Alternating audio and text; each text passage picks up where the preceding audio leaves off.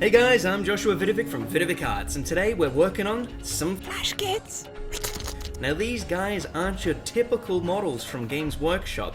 They're kind of my own little fashioning, designed off the Dawn of War models, the Dawn of War FlashGitz from the first Dawn of War. Not Dawn of War 3 or 2. So, these are those cool guys with the backpacks with lots of ammunition and, like, a lot of ammunition and really big guns. Now, I'm really happy with how these turned out. They're based off the Orc infantry from a previous video that we worked on, so they've got a lot of same similarity, kind of, they've got the same bulkiness, they're really muscly, and they've got a lot of the same facial features, but there's a lot of differences as well. So let's have a look how they were modeled.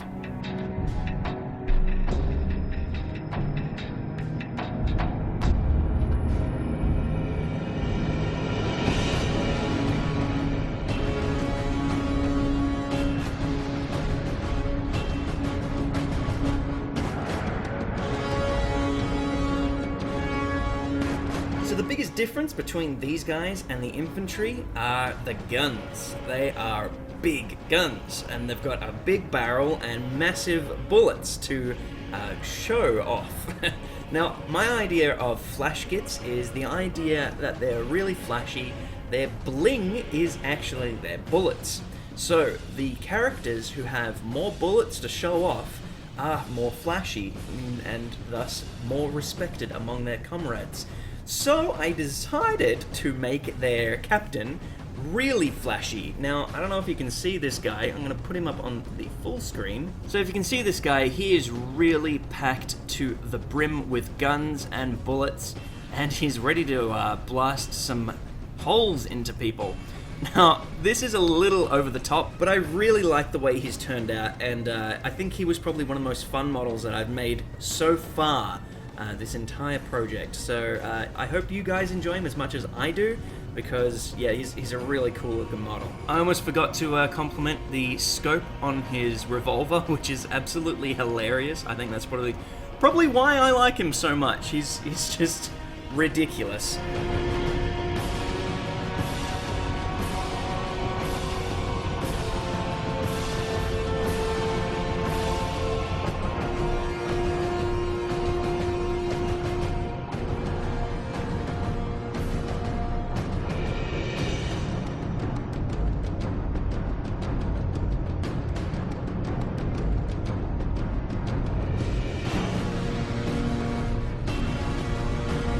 When it came to painting these guys, I did the same paint job as I did with the infantry, except these guys have those bullets, so I used a lot of gold where the ammunition is. I didn't use like a copper or anything like that, I just went straight gold, and I made them look as flashy as possible.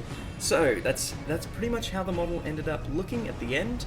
I'm really happy with how these guys have turned out. I've posed them probably more than I needed to. I've made 17 different iterations. Now, they're all kind of different in their own little way. It's their face that is one of their biggest features. We've got models with their mouth open and with their closed and with the goggles on and off. Some of them have helmets. Some of them have like grenades and ammunition on like their backpack.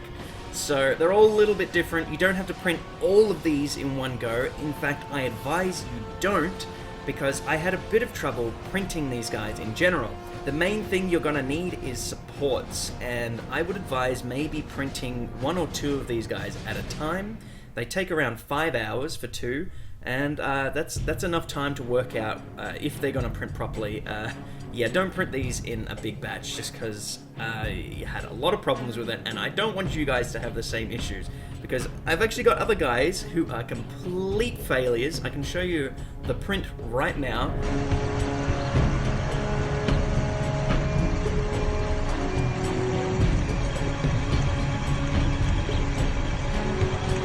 This is what was happening.